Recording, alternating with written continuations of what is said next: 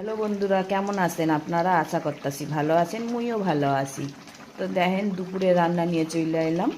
এই দুপুরে রান্না হইতে আছে, মানে এখনও রান্না ফুটতে আছে। এই দেখুন, তরকারি এখনও ফুটতে আছে, এনে ভাত বহাই দিছি, ভাতটা এখনও ফুটে নেই। তো আপনাকেও কার কার রান্না হয়ে গেছে একটু কমেন। আর যদি রান্না না হয়ে থাকে, আমার বাড়িতে আপনাকেও নিমন্ত্রণ রইল, চলে আসবেন দুপুরবেলায় খাওয়ার নিমন্ত্রণ। তো আমি এখন রান্না কইরা রাখতেছি, খামো কিন্তু 1-1:30টার সময়, এখন খামো না। সকালে তো রান্না করি নাই, আমি উঠি নাই, আমার শরীরটাও ঠিক ভাল লাগতেছে না।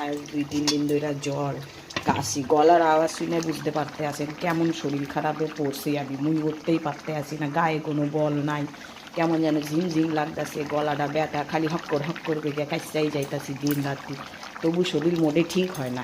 তো এই কদিন ধরে মোর যাই রান্না করছে। আজ দুপুরবেলায় আমি রান্না করতে আসি, কাল দুপুরেও আমি রান্না করছি। ও তো খায় না দুপুরবেলায়, ও ছোট্ট একটা পোলা আছে, তো ওই পোলারে লইয়া ওই স্কুল গেছে, ওই পোলারে লইয়া।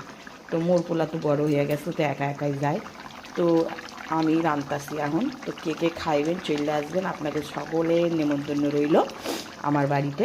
এই মাছের ঝোল দেওয়া আর এই মেথি শাক ভাজা দিয়ে, মেথি শাকটি ভাজি হচ্ছে গিয়ে ওই সিম দিয়া ভাজছি, আর এদিকে ভোলা মাছ রাঁধছি।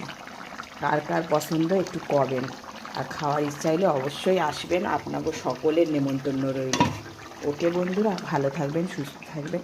আজ এই পর্যন্ত একটা ছোট্ট ব্লগ, আবার একটা ব্লগ দেব। ওকে, বাই, ভালো থাকবেন, টাটা।